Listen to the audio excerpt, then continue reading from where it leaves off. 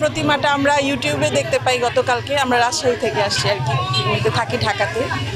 একটু ইউনিক লেগেছে, খুব ভালো লেগেছে। আমি রাজশাহীর বাগমারা থেকে এসেছি।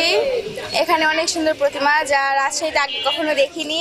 খুব সুন্দর প্রতিমা, মুগ ডাল দিয়ে। আগের বার পাট ধান হয়েছে, এবারটা মসুর ডাল পাট হচ্ছে, খুব সুন্দর। যে মুগ ডালের থিমটা, এটা হচ্ছে আমাদের বাংলাদেশ তো কৃষি প্রধান দেশ। এখান থেকেই আমাদের চিন্তাধারা যে আমরা একটু ভিন্ন আকৃতির বহির্গত বিশ্বের বহু জায়গাতে বিভিন্ন ধরনের পূজা হয়, দুর্গা পূজা। আমাদের এখান থেকে একটা থিম যে আমরা মুগ ডাল দিয়ে পূজাটা করব। কালকে মহা অষ্টমী হয়ে গেছে, সারা রাত্রি 4টা পর্যন্ত আমরা দর্শনার্থী পেয়েছি।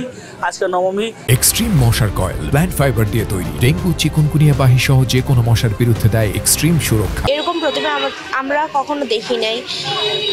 এটি এই বছর অন্যরকম একটা প্রতিমা সৌন্দর্য তৈরি করা হয়েছে। আমরা এটা নিয়ে অনেক আনন্দিত, আমরা অনেক আনন্দ করছি। আমাদের কৃষি প্রধান দেশ, আমাদের হঠাৎ করে কমিটির দিক থেকে আমরা চিন্তা ভাবনা করলাম যে এই জিনিসটা করলে কি হয়। অনেক জায়গা এর আগেও পাট দিয়ে ধান দিয়ে এগুলো সব হচ্ছে, তা আমরা বসে থেকে চিন্তা করলাম যে মুগের ডাল দিয়ে আমরা করলে এই জিনিসটা কেমন হয়, যার জন্য আমরা মুগের ডাল দিয়ে করেছি।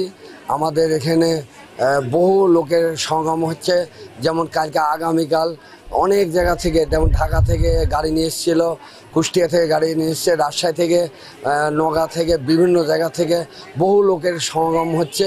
আমরা চিন্তা করেছি যে আমরা এই জিনিসটা যদি করি তাহলে গোটা মোটামুটি পৃথিবী ধরেই সবাই জানবে যে এই ধরনের শস্য শ্যামলা কৃষি প্রধান দেশের থেকে গোটা জায়গাতেই ছড়িয়ে যাবে যে এই ধরনের ঠাকুর করলে বহুত সবার দিক দিয়েই মঙ্গল হবে।